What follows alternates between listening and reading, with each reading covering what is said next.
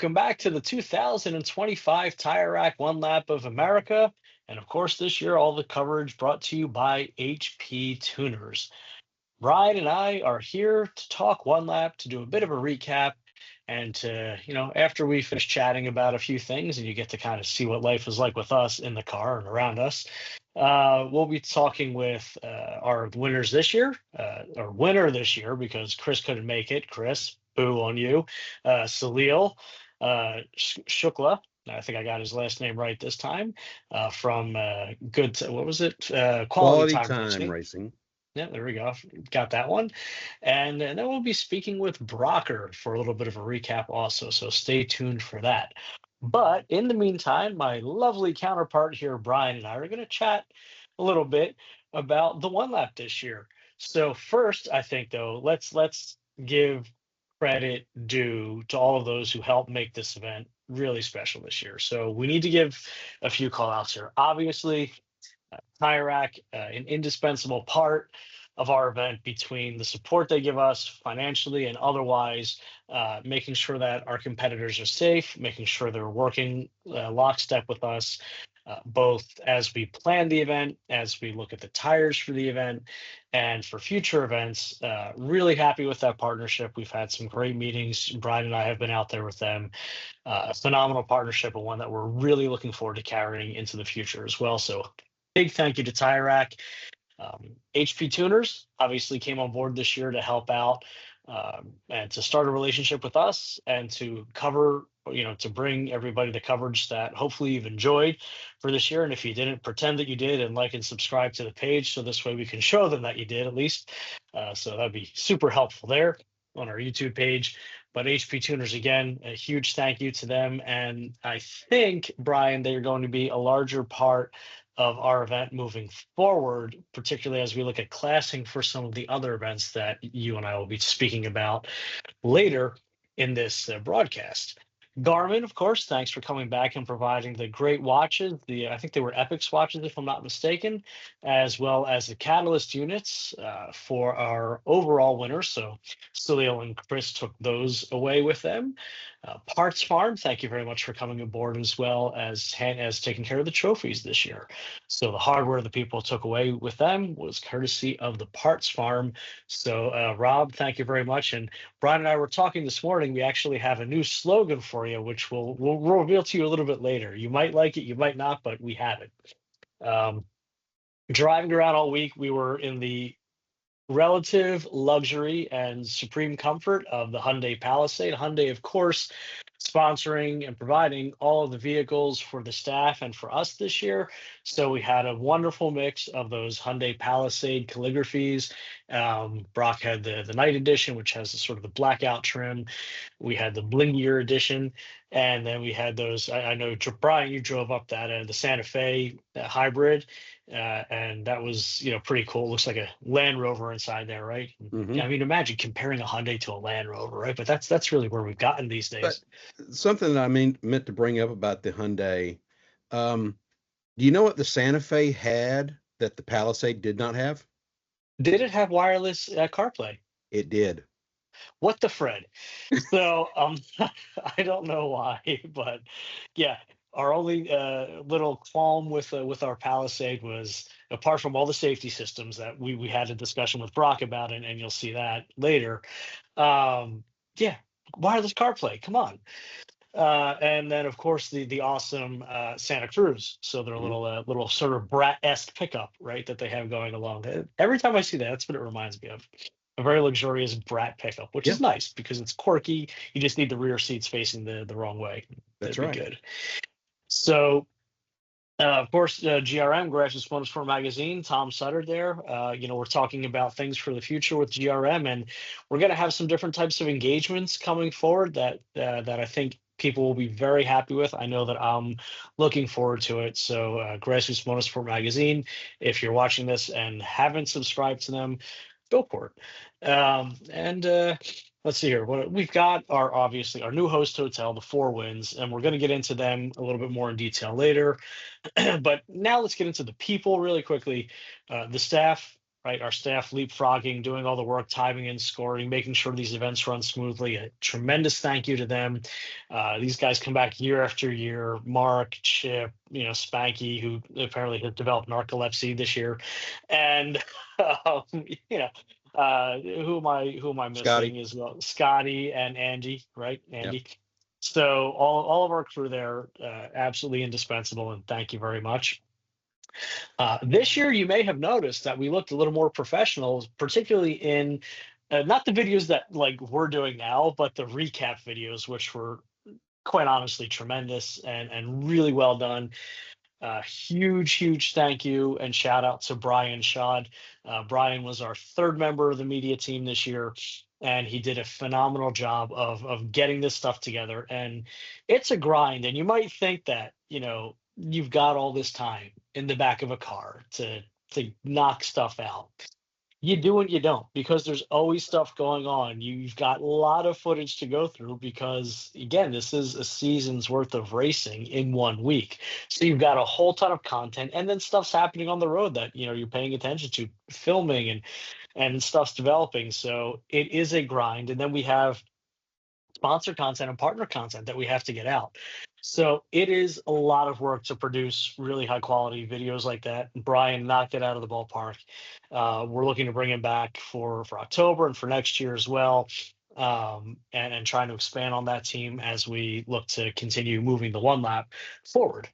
Um, and then I'm gonna give my Bryan, my Bryan guy right here, a huge thank you, because while I was more running ops this year, operations, Bryan was again left to his own devices to kind of broadcast. So his smooth Southern drawl is becoming a quick favorite of the live viewing audience.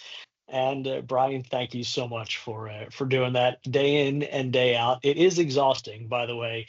I can tell you, chatting for a cumulative 4.5 hours about kind of the same things and trying to keep it somewhat relevant is very hard. Yeah, there goes a car. Oh, there goes a car. I'm taking resumes for my replacement. Please send those too.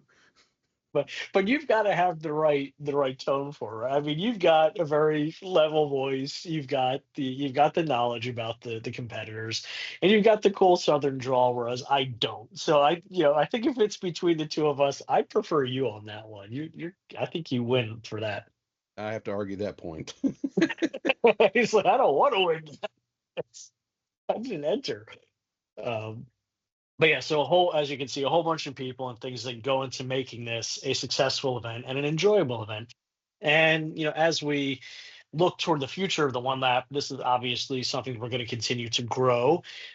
But for now, let's start off with the recap itself. And by the way, Bryan and I are going to be bringing you more episodes throughout the year, particularly as we have more events. We're going to fill that gap with some stories from one lappers, from cannonballers, from sponsors, and just topics of interest. I know the one that we're working on now is centered around EVs, because while you may have an opinion on them, we don't care. We want to discuss it and kind of talk about them, the future of motorsport, and as it pertains to this event, particularly because as we move the main event to a higher mileage event again, and then as we have the performance elements of the one lap that we're looking to unlock next year, that's going to be a very pertinent topic of discussion, because I think, Bryan, this is really going to kind of become a crucible for EVs on the main event. And then maybe the performance oriented events are going to be a little more their speed. But again, getting ahead of ourselves. So why don't we go through this year's event? So we started off at our new host hotel this year, the Four Winds Casino Resort in South Bend, Indiana. Bryan, what did you think of this place? Well, from the time that you and I did our kind of scouting trip back in early March, I was overwhelmed by the facility. The staff was just tremendous. It was pretty much, what do you guys need us to do? And No they doubt. bent over backwards to do everything that we needed. They got us the our room for the drivers meeting. They helped Yep. out with a suite for Yep. Howard's Toast. Mhm. Um, The food and beverage selections were tremendous. Yeah. I just thought it was a great experience. And it was kind of funny how we stumbled upon it when you and I started talking about changing up. I'm like, hey, there's a casino headed out of town. Like when we go to Grissom, and we started searching, and we reached out to one of our friends at the tire rack that actually knew somebody that was involved, Oh, and he made the introductions, and it just snowballed from there. yeah. I think it's a great partnership with us in the Four Winds, and it's one that I hope to develop over the next few years.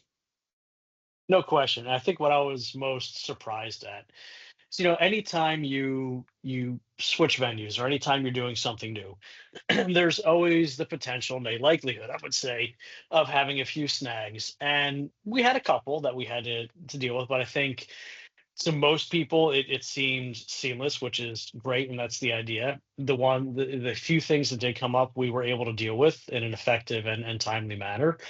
But I 100% agree with your assessment. Um, anytime I called Dante or Ron, they were on call, they were responsive, and I mean, even something as simple as being able to store luggage for some of the foreign teams, right? Not even a question. Yeah, we got it. We'll handle it. Don't worry about it. So it's being able to hear that we've got it. Don't worry about it, which makes your life a whole lot easier when you've got 5 million things going on. Yep. So knowing that you have a partner that you can rely on is invaluable. So a huge, yeah, I think that was a great thing there. What I liked also is we didn't see a lot of one lappers leaving the site. We saw a lot of more people together than we normally would, Mhm. particularly with Howard's Toast. And I liked the fact that we took something that could have been a problem, and we turned it into something where I think is becoming a defining moment now of post drivers meeting one lap. We had everybody there by and large, Mhm. and instead of gathering out in a parking lot and doing it in the back of a Corvette, being able to, I guess, honor it the right way was special, and is something that I'm looking forward to continuing with that, Yep. as long as, And particularly as long as Howard wants to do this. and one thing on top of Howard's Toast, we got to give a huge shout out to uh, Mr. Thompson Yep, that's for right. bringing up a very vast and tasty collection of bourbons from his private stash. So, Hmm. Mark, thank you very much. I'm Todd. Sorry, I always think Mark's the older one. Um, Todd, thanks for that. Yep, We really enjoyed it. no doubt. You're 100% right there. So then that leads us to, we did a tech and registration, and that went fairly seamlessly as well. I think, it was lovely having that portico. Tire Rack stepping it up this year with that really cool step and repeat. I like how they have that with our logo there. It made for some great photos. I think probably the photo of tech and registration probably goes to Scott Robertson and Becky there. He kind of had that centerfold pose there, which worked out well on the red Cardinal. I think he stole that from your pose on the Mustang in 2019. I often imitated, rarely duplicated, but yes, that was well done. Good effort. He just needed the hat and the Yep. sunset. And Tyrac out there, obviously, with games and taking content, and they did a pretty neat job of capturing stuff also this year. So well done there. Drivers meeting went off, pretty well. And at the drivers meeting, we were able to announce our inaugural West Coast based event. And obviously that's going to be a discussion moving forward. But yeah, stay tuned for that. But I can tell you now, so if you're watching this, and if you've made it to this point without falling asleep or changing the channel, um, October 19th through 23rd, mark your calendars, because that will be a great time. We've got some great tracks. If you're a one lapper, if you're on the Discord server, you may have seen a sneak peek at the venues and what we're doing and all that's going into it. But yeah, mark that calendar. Um, And then we really kind of all had some good dinners that night at many of the different restaurants there, and then at the Four Winds. And then the next morning we were at Tire Rack for the wet skid pad competition, the autocross, then at Grissom Air Force Base, and then our first transit to Gateway. And Brian, that was really the first and only wet weather that we had that entire week. And Yeah. that was kind of crazy, wasn't it? Yep. I think this is only the second year that I've been doing the event that I don't remember any rain during the entire week for the track events. Yeah. Yeah, the only other weather that we had the entire week was our fog delay at the end Yep. of the week. Yeah, Pitt. Yeah. Yeah, that was pretty crazy. Certainly great weather. I know that was to Brock's chagrin, right? He always likes a wet event. But what Mhm. it did do is it highlighted something that you and I were speaking about on the broadcast before we actually went to go talk to Randy and Randy. We were looking at the tires that were on the vehicles, and there was a much hardier selection this year than in years prior. We had, whereas previously we would, see, PS4S, PS4S, PS4S. This year it was Bridgestone, Bridgestone, Bridgestone, Bridgestone, Michelin, Bridgestone, Bridgestone, Bridgestone, and then, some BFGs in there. We had represented some Yokohamas, not very many this year, Mhm. but Bridgestone was Conti. We had a good amount of Contis as There are a well. few good Yeah. years. And we had some high profile cars on Contis. I know we had Randy on Mhm. them, the ECS sports on those. I know, Goodyear as well was represented. Not as much as I thought they were going to be this year, but certainly represented.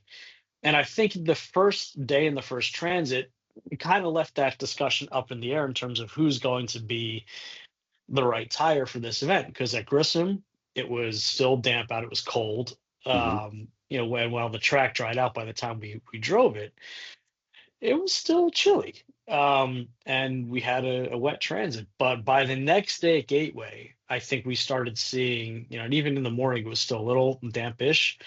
But by the end of that morning, we started seeing Bridgestone started to carry a clear advantage. What was your thought on that? Yeah.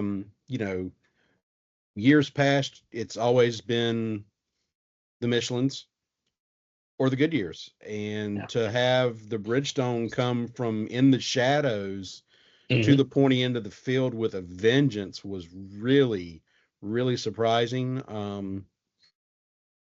Number of cars this year that were running Bridgestones. I don't think I've seen that many in my since 2012. And it was interesting because it's not as though people just decided to run Bridgestone because they got tired of scrolling down to M on Tire Rack site, right? Um, I think it's everybody who was running them. These are guys that do a lot of testing, teams that do a lot of testing. And as we speak about with Salil later in this broadcast, and even with Brocker, it's the competition, the track element was not an 8/10 track event for many. And Salil even, sort of alludes to it when we didn't actually says it outright. They were really 9.5 to 10/10. Yeah.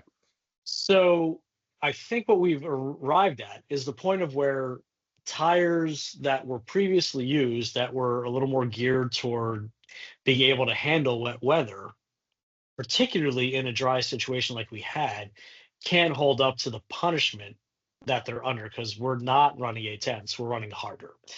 Mhm. And as we saw even last year with Ben and Scott, by the time they got to pit on those 4Ss, they were just done.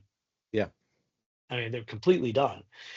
And we had a little more wet weather last year, but we had a fair amount of dry running as well. You the wet weather came in pockets, which Brock loved because it screwed up with it screwed people. But yeah, Yeah. so I think that plays a major part in it, and it was very interesting to see that dynamic really, I think, fully shift this year. So I think we know now at what point the tires are really going to be the determining factor in terms of mileage versus performance versus having to maintain them and run maybe a little bit slower on Yeah. track. And I think moving forward, we're going to see a little more science come into it, where you're going to have guys that are going to have camber plates and everything, and they're going to be changing alignment on the fly at the track to make those tires last. Run aggressive on the track, go back to kind of vanilla set for the transits, just to make those tires last the entire week. Yep. And it's kind of one of those things, isn't it, where you have to balance, particularly when we go back to longer transits, is the extra 45 minutes that we're taking to do this, is it going to hurt us on the road? Because, one of the interviews that Bryan had captured, it was, I think somebody was speaking about what Glenn Dodd had told them when they first started doing the event. And Glenn Dodd had said, as soon as you get done, load up and go. Just get as much time as you can and just go. Don't lollygag, don't hang around. But now if people have to go changing alignments and spec, that takes time and that can harm you. So it will be very interesting to see what shakes out, who chooses to do what. It's all a choice. These are all variables that the competitors have to play with. So super, super interesting. Other things at Gateway, we saw exactly what that kind of 10-10 running can do, right? We had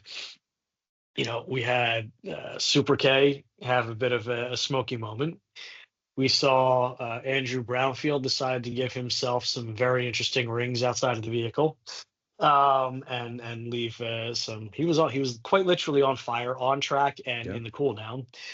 And then we had people, even last year's overall winner, right, put a foot wrong because the competition was fast.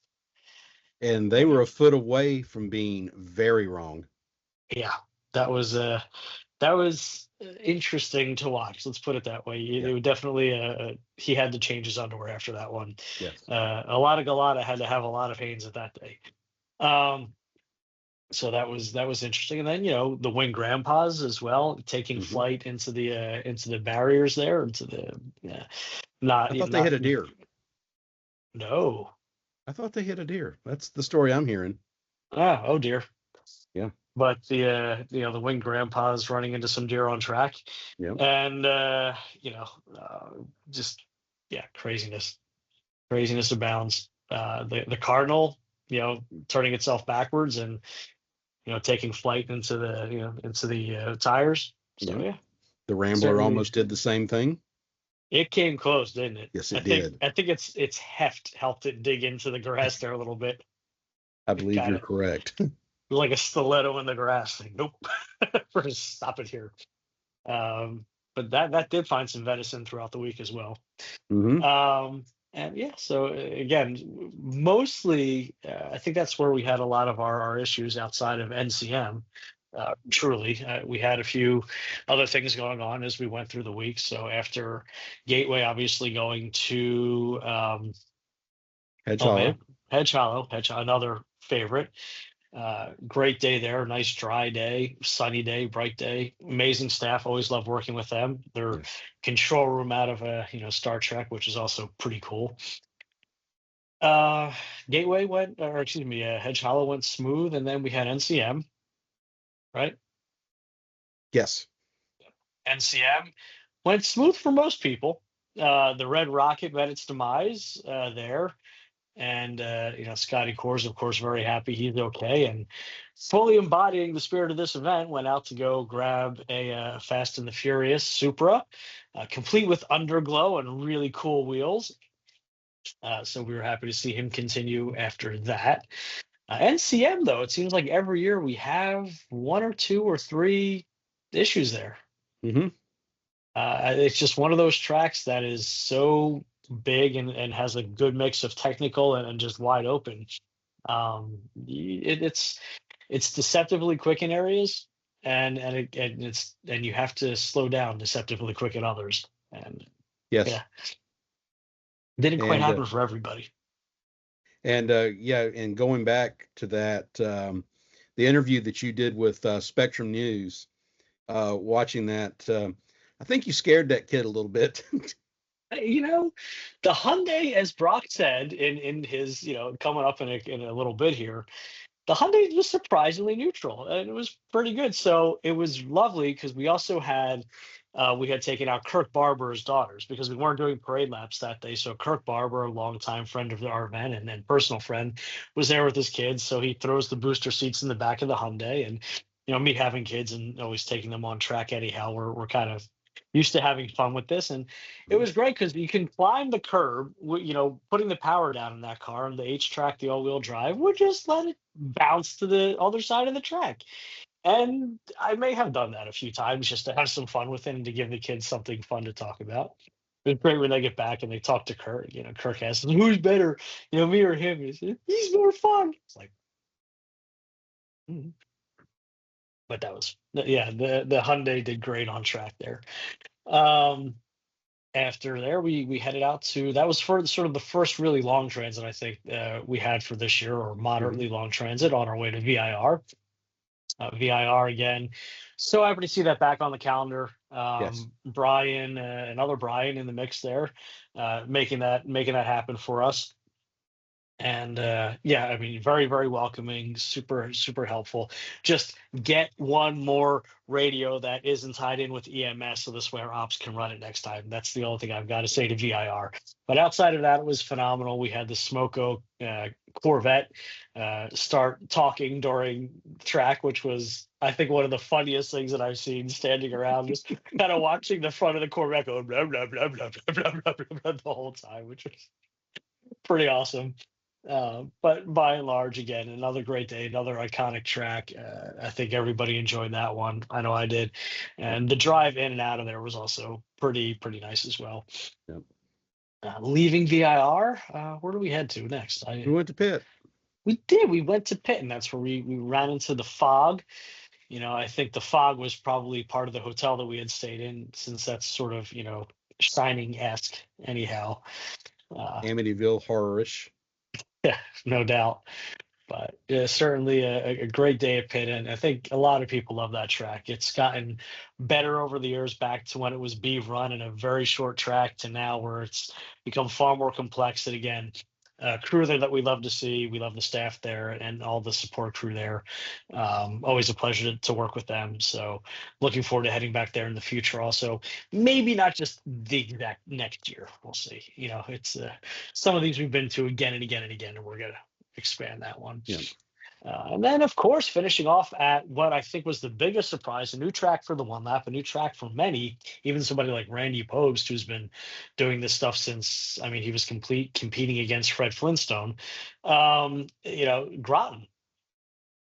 Yeah. And, if there was ever a racetrack that personified Brock and the event, I think that was it. It was kind of a technical track, a fun track, and it just has elements that you don't see very often, including a water feature that you can drive off into. You know, so Or a hill you tremendous can launch track. yourself off of. This is true. This is true. The Lotus launch ramp was fun. Well, and if you go back to the recap and look at Bryan's footage, there are several cars that you see toting the front Oh, yeah. tires. The Kentucky boys. Yep. I think they could have cleared an old school oil can with the lift they got off the front of that car. Yeah. Certainly a really neat track. One that was, I think, primarily designed for motorcycles, and that's what they do a ton of there. But I know prior to the event, Jack Roush Jr. and I were speaking, and he was like, "Are you really running there?" I said, "I think so," because they do karting there and motorcycles, and he had just been leaving there, and he says, "Well, it's a very pretty place. It's a fun place, but passing might be interesting if you have to." So, certainly, it lived up to its reputation, but a lovely Mhm. place, and I think we will absolutely be back there. It is up for sale, so if you've got some couch cushion dollars, why don't you go ahead and buy yourself a racetrack? Better be a Uh, big couch. you know. But so that brought us to the last event, then back to Tire Rack for the dry skid pad and our awards banquet, where we had a whole bunch of fun, and yeah, and back to the four wins. So all in all, I think it was a great event. I think people had a lot of fun. I was happy to see everybody get back in one piece. And now our focus turns to our October event, to California. It's we're going to be starting in Vegas, heading on up toward Sonoma, that area, and just having a whole lot of fun in between. So again, a 5-day event in total, starting on the 19th and going to the 23rd. So stay tuned for more information about that.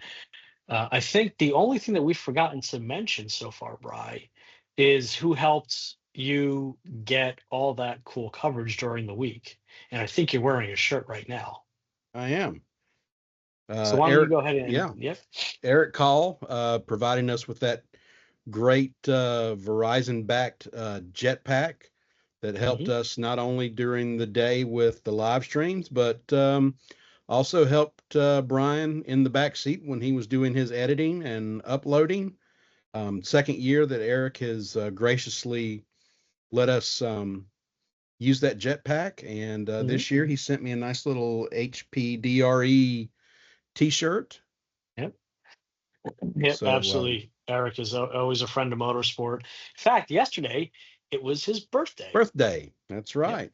So Eric is a year older and maybe a little bit wiser, but he keeps hanging out with us, so I don't know about that. Yeah. But yeah. So again, we've got a few interviews now that we're going to show you. I think coming up next, we've got Salil Shukla and not Chris Mayfield, and then after that, we've got Brock. So stay tuned and enjoy. But for the 2025 Tire Rack One Lap of America, presented by Grassroots Motorsport Magazine, and with all this coverage brought to you by HP Tuners, I'm Solomon. This is Bryan. Enjoy the rest of the episode, and we'll catch up with you on the next one. Take care. We are now joined by this year's winner, overall and class, if I'm not mistaken, Salil with Quality Time Racing. Salil, welcome. Why don't you introduce yourself and let us all know kind of who you are, what you do, and then we'll get into the meat of the interview here. Sure, I'm Salil Shukla out of Denver, Colorado. What I do is a lot of amateur motorsports, and I have been fortunate enough to have won one lap of America this year with my co-driver, Chris Mayfield. And with the glow is slowly waning.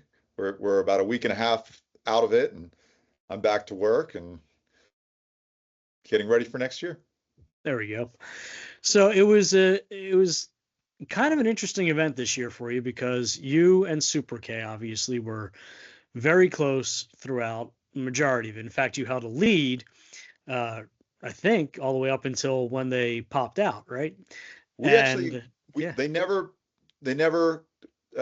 took the lead from us. Okay. But they were closing that delta literally event by event. Super K was winning everything.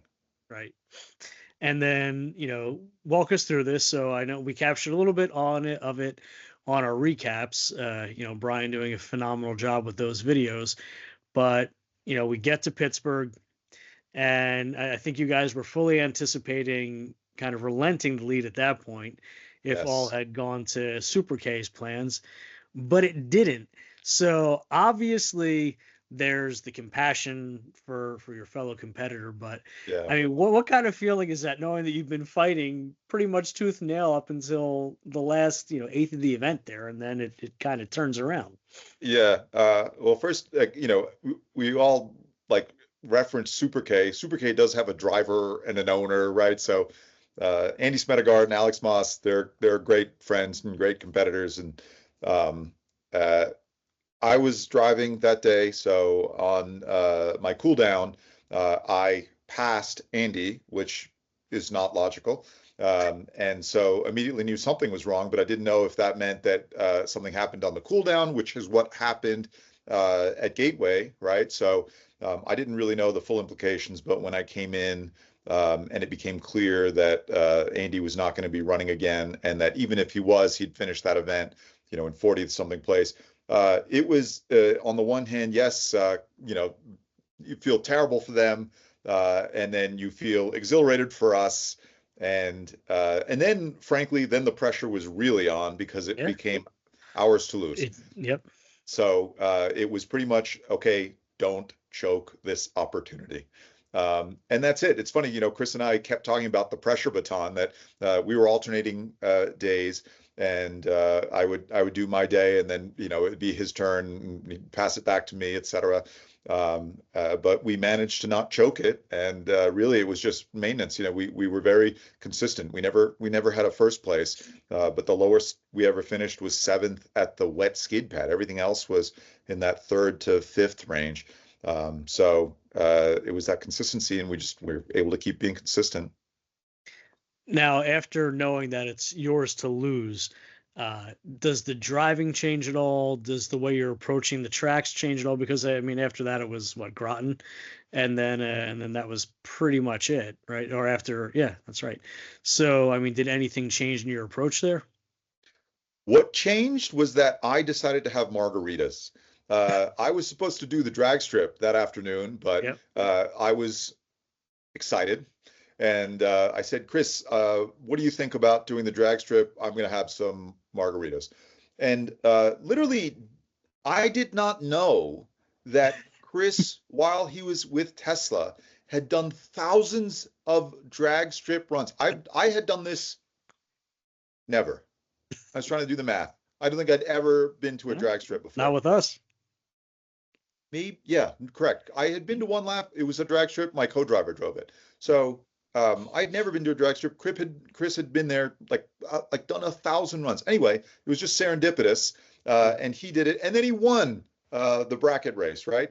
So that was the only big change. Otherwise, we stuck to our plan, dividing up the events.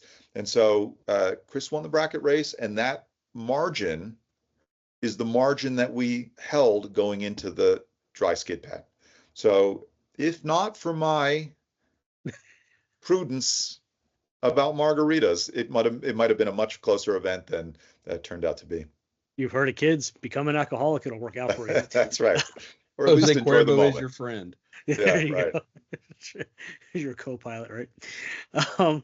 So going back to Andy for a moment, obviously ASM, Andy's company there, he helped you set your car up. So I mean, there had to be a little bit of bittersweet for him as well. So what did he do to help you get that vehicle set up for the event? So Andy has done much, much more for me than just set that car up. I run in GLTC with Grid Life, and Andy maintains my car, has helped me develop the car, and by help me, I mean he develops them and I pay him. So that process has worked very well. With this car, the car was relatively new to us. We were having some issues with what I'd call a dynamic alignment. It seemed to be a little bit different every time we got to track. And for that reason, the car was not handling in a predictable way, which meant that it was not very confidence inspiring. Andy had it, and the plan was for Andy to run at or take the car to Gateway, and Chris was going to pre-run Gateway, and the car was not ready for a number of reasons, none of which had to do with what Andy was doing. But anyway, Andy helped, just went through the car and kind of nut and bolted the car, put in alignment that was consistent. And frankly, the car was never better after Andy laid his hands on it than all the development that Chris and I was doing. And so Andy's great. I mean, again, I've worked with Andy for a couple of years now, and Andy is a force. He's like super industrious. He's nonstop. He lays his hands on everything. And so he helped us just get the car to a point where it's predictable, a little more confidence inspiring. And of course, everything that went into getting Super K. I mean, this is like, literally, I don't know if you looked at the block, but they were on engine number 13. 13. Yep. Yeah, right. Mm-hmm. So, no, I mean, working with ASM has been great in terms of just my ability to enjoy motorsports. It seems like such a treacherous thing, but finding a good partner in motorsports, a shop that's trustworthy, cost effective, with a driver, the driving coach sort of services. ASM is outstanding. I'm fortunate to work with Andy. Awesome. So let's talk about the platform for a second. So obviously didn't win a whole bunch of events, but it was consistent. Is that the same kind of platform you think you're going to stick with, and you prefer that over, say, a 911? Why that platform? The the focus of the platform was to run that tire. So the 911, the stock tire on the generation that I had was a 305 with 20-inch tire. The Bridgestone that we ran only runs the tallest tire is a 19-inch. The Stunning Cunts, or sorry, Cunning Stunts, you can edit that out, showed up, no, or not. They showed up on the tire that I thought would not work on that car and made it work. Okay. But basically, the 911 I had, the transmission was leaking out of warranty, and I didn't. That was too treacherous for me. I didn't want to risk running that car again. And so when decided what car to come back with, it was all about running the right tire. And so that car was able to run the tire setup that proved to be competitive. And so I think in terms of driving dynamics, the mid-engine versus rear engine, there are also some suspension changes between those two platforms. I was actually a lot more comfortable in the 911, I think, as was Chris. But maybe that was part of what we talked about with the development process. There are a lot of nuances to driving the Cayman. It did not sort of rotate as freely. It was a little more snappy than the GT3. I felt like it didn't brake as well, and so that for that reason, I found it a little bit harder to sort of drive the front end the way we did with the GT3. But ultimately, obviously, the pace was enough. So now the question is, will it be able to, Super K again, the pace was enough because Super K broke. And let's not forget about Team Toyota, right? They were also set up to run away with it. So, But that gets into kind of what we've talked about in terms of the event at its core has always been, an 8/10 event. And we talked about this with Brock a little bit later in this broadcast, actually. But at its core, the event was always an 8/10 event. And particularly at Gateway, I think we saw everybody running pretty darn close to 10/10. Yeah. And, it's scary and exhilarating and all those things all at once. But we also saw how that ended up. So, I think you have the right approach by, number one, starting from the tire and building the car around it, because that's what any successful race car is going to do, find the rubber that you want to run and go around there. But again, as long as that rubber is durable and the car is durable, you got to make it to the end. That's what it comes down to.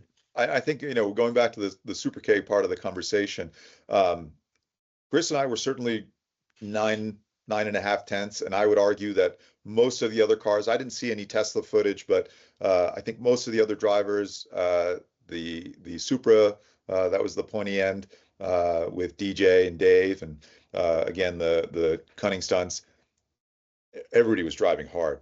Yeah. The irony is that if you watch Andy's footage, he looks like he's 7/10 on track. And their transits are 10/10, right? They're just trying to get through the transits, and then the track part is easy for them, right? That car is so capable. But that's the event, right? That's the event. But I guess I've heard this conversation from Brock about how it should not be an 8/10, or I'm sorry, it should be an 8/10 event. That is not what is happening at the pointy end at all. People are taking the competition very seriously, and frankly, that's what keeps pulling in competitors. It does. And, and we've seen it evolve over the years. And obviously this is a discussion that we're going to be having in the coming months as we start to announce next year and are planning for that. But as the event total mileage had shrunk, it was always, you saw drivers battling it out at the front. And it's always been very super competitive up there. Difference being is that they had to be able to maintain a lot of road mileage as well. But when you can run a 200 tread wear and you can maximize what a 200 tread wear is capable of because the transits are far more reasonable, then I think you do see intentionally or unintentionally consequence of having cars push it closer to 10/10. Now, Tesla, I was talking with Andrew about that. He said, well, we weren't really running 10/10. And I asked him, Gateway you weren't? And he said, okay, maybe Gateway we were, but the rest of it we weren't, after that, mainly because they have to manage the battery on that, which is a whole other conversation we're going to get into in another episode here. But Bryan, why don't you go for it? Well, you took my great 8/10 question that I was going to ask about. I had a really nice one. But anyway, yeah, this Tough. this year we saw, I think, probably some of the most fierce fighting at the pointy end of the field. You guys were just super consistent all week long, never put a foot wrong. And Super K, and then Dave and Mike in the Porsche, DJ. It looked like they were 10/10 or above. It was some of the most exciting laps that I've seen. What from you, being now a overall winner, what did you see from the competition, and were you biting your fingernails every night during transits? Uh, I wanted to say I said DJ and Dave when I was talking about the Supra. DJ and Peter. I want to give Peter Lear his props there. The transits, no, we were, there was no rain, right? We had one rainy transit, and that's the other sort of variable of how we were able to do so well. Like all the guys on the Contis were struggling, and so that was certainly a gamble. We had no problems with transits. We were checking our tire wear. Tires were fine.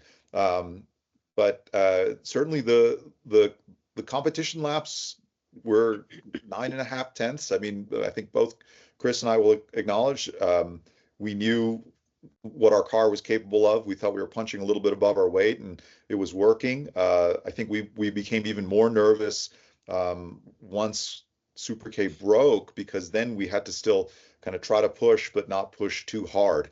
And that's kind of when things can get a little bit awkward. But we really did not have any problems with the tires. I still have tread left on the tires. I was looking at them this morning.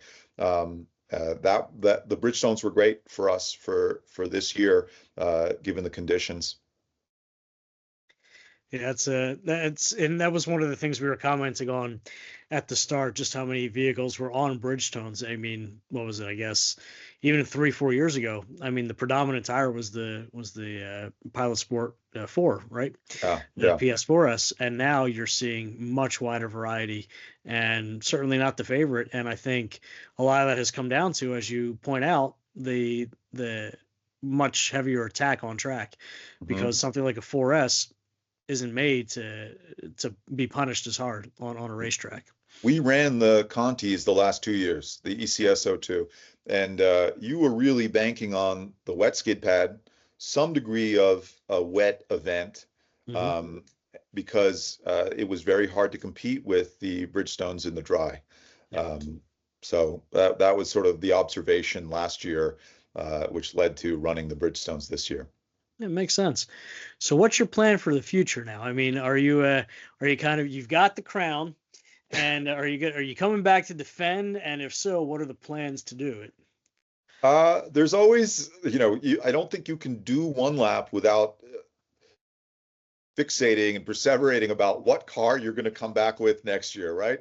So Chris and I were both talking about, as I'm describing, like we did great with the Cayman. I think again we were able to punch above our weight, and certainly in terms of like horsepower, the car was super reliable, right? There were zero issues. I do like running Porsches for that reason. You can drive them hard, kind of put them away wet. I don't know how to work on cars full stop, right? Like I bring an Allen key for the scooter, and that's the extent of my equipment. I guess I can take the center locks off with adult supervision. So I really like that the cars just get the job done, especially if it's going to be a longer transit. Of course, we're thinking about coming back and defending. The question is the question that everybody is asking themselves: how are we going to compete with Super K, right? Because Super K was pretty much untouchable at the competition events. It's just the transits. And so, yeah, thinking about either how do I get more horsepower out of the same platform? There are certainly options there. Or how do I run, is there a different car that would check more boxes? Because we got lucky. I mean, obviously one lap every year, there's a lot of luck there, but I don't think that we can bank on reproducing how lucky we got with the weather and the tires and the competition, et cetera, year after year.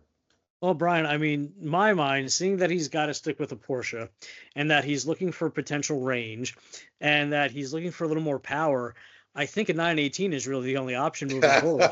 I mean, that to me, because then you've got the alt fuel category locked up, you've got, you've got the range, Yeah. and everything just works out there. So, Yeah. You And a have grossly 918 in one lap overestimated my earning works. potential. yeah, well, yeah. I will say though, no, so like, kind of the other observation is like the Corvette. That's the easy answer, right? The Corvette checks so many boxes, except for the tire box, right? I'm looking at all these newer iterations of the Corvette that's coming out, and the power is insane, and the capability, it's an incredible platform. And if it were not for the fact that you can't run a competitive tire on it, right? Like look at the E-Ray guys. That car was well driven and incredibly capable. They just couldn't put all that performance down. If it was wet, they would have. But you have to have a tire that's still functional in the dry. So if there are newer sizes of the Bridgestone coming out, well, that'll change the calculus. Well, Karina, Bridgestone, pay attention to this, and we're asking for it. So you're in that ultra high performance category. So get in front of the ultra high performance cars. Let's get moving here. But awesome. Well, Salil, any last thoughts that you have? Any sponsors, anybody who you'd like to thank for the effort this year? Yeah, sure. I mean, I want to thank you guys, of course, for all the hard work that goes into making this event a reality. You do it once and the hook is set. I was talking to a couple of other puppies out there or during the event, and even though they were wherever they were placing, they're having a great time. They're like, oh yeah, I mean, the same obsession. They're talking about what car they're coming back with next year and what they were going to do differently. So I appreciate you guys for making this adventure kind of a reality. We talked about Andy Smetagord Motorsports. ASM's great. I'm grateful that I know Andy, that I work with Andy, that I'm able to run with Andy and call Andy a friend. And then Porsche Colorado Springs, they've been kind of my sponsor. Every year I've done one lap. The first year I did one lap, it was in a Shelby Mustang. And it had Porsche Colorado Springs decals on it. So every year I've come, they've kind of supported me. And so Justin Underwood, Joe Brenner over at Porsche Colorado Springs, I appreciate you guys. Please get me the allocation for the next hot car. There you go. Or use 918 if you have one coming up that you can get for the cost of a Cayman. But there we go. Yeah, there you go. Salil, thank you so much. And I think your co-driver has finally joined us. There's Chris Mayfield has finally made his way into the picture here. Stop playing Frisbee? He's still playing. He's out there playing Frisbee golf, actually. That's right. What he's been out late doing. But Salil, thank you so much for joining us. Congratulations again on your victory. And we look forward to seeing you next year. Thanks, guys. Appreciate you. We're now joined by Brock Yates Jr., the man, the myth, the legend behind the Tire Rack One Lap of America. Welcome, Brock. Oh, thank you, Solomon, and Bryan, too. Thanks, Dad. Just waiting for that one. Yeah, go to bed early, though, Bryan. So as we continue our recap, this is what the week was effectively like for us on the event this year. And now we actually get to hear from Brock. So why don't we start off by giving you some time to, let's hear your thoughts on how the week went overall, your recap. Well, my recap is different than everybody else's because my expectations and my hopes for the event are far different than anybody that competes. Because I just want everybody to show up, have a good time, be relatively safe, finish up, smile, and go home. Mm-hmm. And by that measure, it was a complete success. And do I congratulate Shahil and Chris for their efforts and everybody else? Yes. But did I care? No. I just want to, the best people are going to win. I try to stand back and out of the way, let my staff run everything. And also keeps my blood pressure a lot lower. So in summary, congratulations, Salil and Chris, on winning the most meaningless event in motorsport. That is really what it comes down to. It's not meaningless. It's just, well, there's a different outlook when you're paying the insurance and you like these people and you're seeing them whistle by at ludicrous speeds, and you say, no, why am I here? It's But yeah, I mean, and that's something, obviously we've been speaking about for subsequent events as well, trying to not so much rein in, but make those insane speeds on those vehicles a little bit safer to do, which is, I know, a discussion we've had over the years and why we've instituted, things like the Hans or the hybrid system as well as safety evolves. So do we. right, and we have, we're the only group that does this stuff that requires driving suits and a bunch of other stuff, and that's because safety at these speeds is of primary concern. And I'm just praying that day that that is inevitable doesn't happen. But as the speeds keep ramping up and the nannies get more effective and the drivers become more insulated, I worry. But anyway, that's just me. I mean, it's a fair point. I mean, let's take a look at sort of the field this year, right? We had a propensity of Porsches, we had a smothering of Supras, and we had a colossal amount of Corvettes. So we had a lot of cars that can go very, very quickly, that have a lot of ways that they can go quickly. But how has that changed over the years? Because we've always seen cars that could go fast, but the drivers were generally more in line with those vehicles. Well, now a driver could only drive to the limits that he had. And before nannies, now the drivers can drive to limits beyond their skills. And so when something happens, it's outside of their experience to know what to do. Our big shunt this year was based on, let's try something new on the settings that I've never tried before, and it didn't obviously turn out well because these are very, really, really fast cars, and getting out of your comfort zone is relatively easy, and remaining in your skill zone is very hard. And that's where I'm concerned. I mean, the cars are far better than most of the drivers, and I mean, I'm not saying that some of these drivers aren't very, very good. We certainly do have good drivers, but again, the tendency to press the envelope beyond both is getting closer and closer. I'd agree with that. I think particularly once we got to Gateway. Traditionally it's, been an 8/10 event. Mm-hmm. This year at Gateway, I think we saw the top, I'd say 8 teams running pretty close to 10/10. Yeah. At first. Yeah. And that's something that is, it's fun to see, but from an event standpoint, it's also pretty scary. Yeah. And I mean, I'm delighted that we had as few incidents as we did. And of course, nothing was serious, just egos and some money. But at the same time, we've had for some pretty significant incidents in the past, and we've somehow skated through. The car's upside down at Road America and into the pit, and hit hard into the tires, and some, and then some very, very scary road incidents too. Yep. Not necessarily speed related, but certainly, things happen. So, every year I just kind of smile and hope and say hello to a lot of friends. There you go. All right, Brian, why don't you go ahead? So, Brocker, what was your biggest surprise of the week? That I didn't see stickers of me flipping everybody off. That was, I guess, I expected to see hundreds and hundreds of little stickers with me double eagling people. They were back ordered. Yeah. I hope they remain so. I don't know. I did everything was pretty much as it should be. I guess the biggest surprise was, how well we were treated at the host hotel at the Four Winds. Yep. But no, that was it was a nice surprise, and I also, Groton was a wonderful surprise. I mean, I think it was for everybody else too. I mean, a secret racetrack that's been in full view for 30 or 40 years. Actually, So long. What is it, Lassie? Timmy fell in a well? Billion well. Yeah.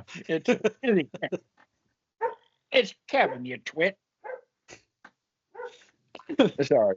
It's my lieutenant's boyfriend is waiting for his girlfriend to show up so he could actually, like clean the barn and feed the horses. So, But Groton was a neat surprise, I think. Recovery vehicles and a few other things aside, I know that place is for sale now. So if you're watching and would like to purchase a lovely little racetrack in the middle of nowhere, go for it. For a long time, and it's a fabulous freaking racetrack. I mean, it's got lots of history. It's got lots of challenge. It's got lots of characteristics that most racetracks don't have. Off camber corners. I mean, there's not a racetrack in the country with 2 off camber corners, and barely any with 1. No, I think the last racetrack that I recall having a water feature, if you get a corner wrong, was No Problem Raceway, and that dumped you into the alligator-infested swamp right at the back, at the end of the straight. Yeah, that was a lovely place. Mm-hmm. I mean, but they accepted like this, and everything was no problem, which was kind of nice. Yep. But actually, I think the alligators are worse at NOLA, but that's another story. Or Moroso. Yeah. I think the funniest thing about Groton was, as many years as Randy Popst had been racing, that he had never been to Groton. Mm-hmm. Mm-hmm. Well, I mean, I'm sure Randy and I are about toe to toe on how many racetracks we've been to, and I mean, it was a surprise to both of us. I mean, you got to know it's there, and I don't think there's any nationals there. There were probably just regionals races, and a lot of motorcycles. Yep. So Bryan, I was telling Brock earlier that who has been there and turned tons of laps there in the past when he was motorcycle racing was Musto. Was he? Yep. He spent quite a lot of time there. When we were talking about it, I asked him, are you familiar with the track? He says, familiar with it. I've turned thousands of laps there on motorcycles. Okay. Because he knew exactly where the Lotus had gone off. He called it exactly what had happened. So that was good. That Lotus. I mean, it was really funny, just based on the overreaction of the corner, the manager, the son of the owner. I mean, you'd think that the car was on fire and a busload of nuns was in it. I mean, Jesus. And but all he did is lose some plastic bits and drop some oil. Yes. But and carbon and other things and fiberglass and yep. I don't think that car had no carbon in it. Oh, it did. The splitter that came off that I was picking up was all carbon. Oh, was it? Okay. Yeah. Okay. But let's talk about our recovery vehicle for a second and give a little bit of credit to Hyundai, because they were kind enough to provide us with the Palisades, the Santa Fe hybrids, as well as the Santa Cruz that we took around this year. We had a Palisade Calligraphy edition, as did you, but you had the Night edition. What did you think of that? Actually, I was genuinely surprised on how nice it was. I mean, the highway manners were spectacular.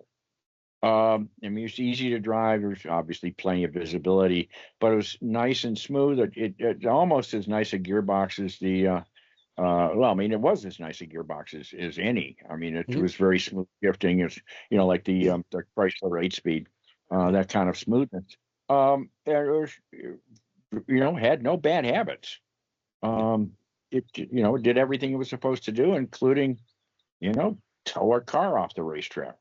And I mean, I was thinking the last time I towed a race car off the track was Glenn Dodd at Roebling Road, when he lost a steering column out of the Blazer 2, and that was with a Lexus 450h hybrid. Nice. And I mean, that's a long time. Yep. Not to say that's the only car that we've towed in since then, but. I was very surprised. I'm it had all those trick shit little buttons in it. It was self-driving and lane change and all that, and active cruise. And I tend to eschew those. I don't turn them on. Matter of fact, I made a mistake of turning on lane change. It took me like 30 minutes to figure out how to shut it off. It's a button right on the steering wheel. I know, but I kept punching and it got worse. I don't think that's how it Now, works. It's my, on or off. my question is, I wonder who cursed the car during the week more trying to turn all that shit off, you or Solomon? It's true. So yeah, so in summary, they're wonderful vehicles. As They I are. completely agree with Brock. It was very comfortable. The seats were good for long transits. But go ahead and buy one. More than adequate power was like what, 286 horsepower out of the motor there. So it was plenty enough to get around. However, you can go out and buy one. It's a great purchase, has a great warranty on it. Just turn off all the safety stuff because it will just make you insane and a worse driver.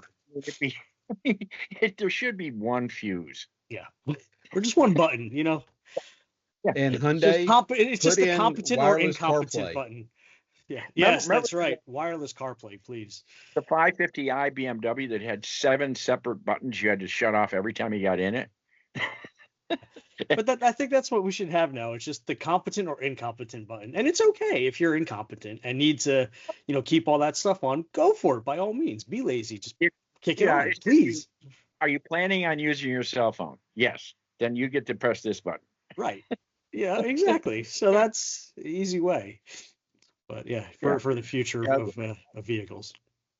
Apparently that has had some sort of self-driving thing in it too. And it does. That my co-drivers was playing with that. Thankfully I was asleep or I'd have killed him. It works okay. It kind of works with the lane centering and the auto steer. So it does okay. It's not really kind of meant to be self-driving as some other vehicles like Blue Cruise and Tesla's kind of stuff there, but it does okay. But again, that came off because you're constantly fighting the steering wheel to kind of bring it back to where you want it to be, and that's a little tiring. Yeah, I mean it's at night with a passenger sleeping. I tend to take long, easy apexes. And using if the it's lane assist going. Yeah, if it's a 3-lane or 4-lane road, I'll use both lanes. Just so it's a nice smooth lane change, and so everybody sleeps better. Oh, that shit hates it, and God forbid you turn on the turn signal 1 second before you're fully by the person. No. But that's not something specific to Hyundai. That's almost every manufacturer now has that. Yeah, I mean, I did have the automatic braking fire off one time, and I'm thinking, why?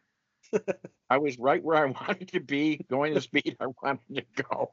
I wasn't going to hit him hard.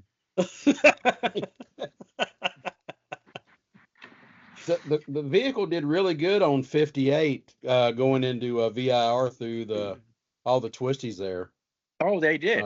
It dodged the deer perfectly. Yeah, we went the northern route, and it was much curvier, much twistier, and prettier than 40 and others. But the 58 part was just gorgeous, and all the way. Other than the fact that we did go up 77 and come back 81, like I suggested to everybody, but I don't know. Because Andy Hollis said that if you follow 58 from 77 all the way, it was torturous and lots of construction. Yep. So as we start wrapping up this segment, so in summary, we had new vehicles for the staff. We had new host hotel, new track, a lot of new things. And of course, let's touch for a moment on sort of our new West Coast deal. So as we're wrapping that up, we've had phenomenal positive response so far. We're looking forward to opening up registration there very shortly. What are you excited about most for that one? Well, I hope it elicits the same excitement that the main event does. I hope it gets us to racetracks that we couldn't otherwise get to based on the format and based on the willingness of modern one-lappers to drive more than 12 miles. Weenies.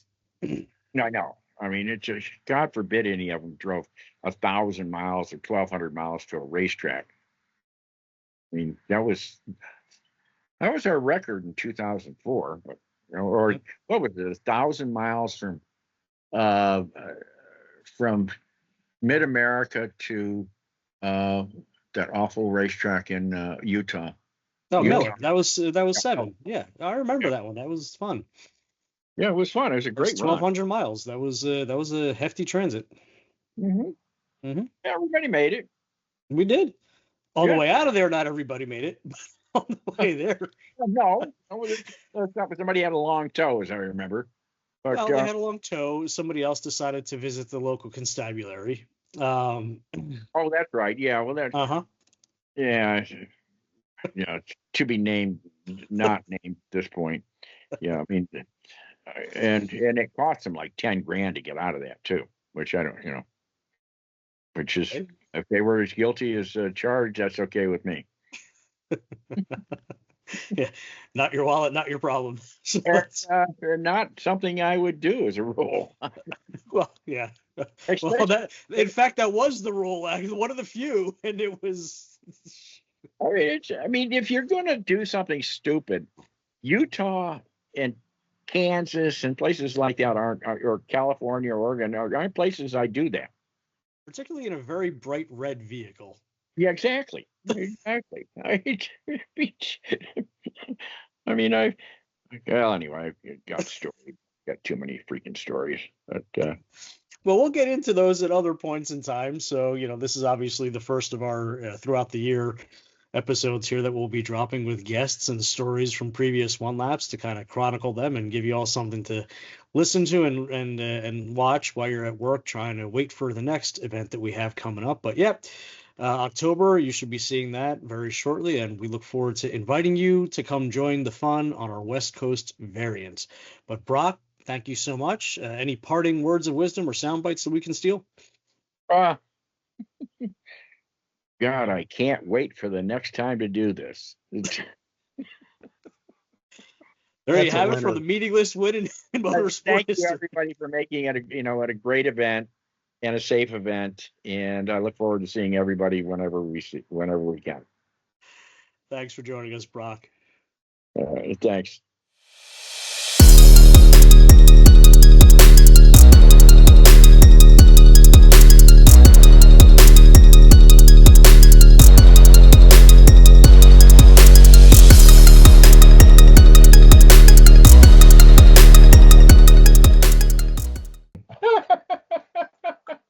I can't shut it off. Fuck the internet.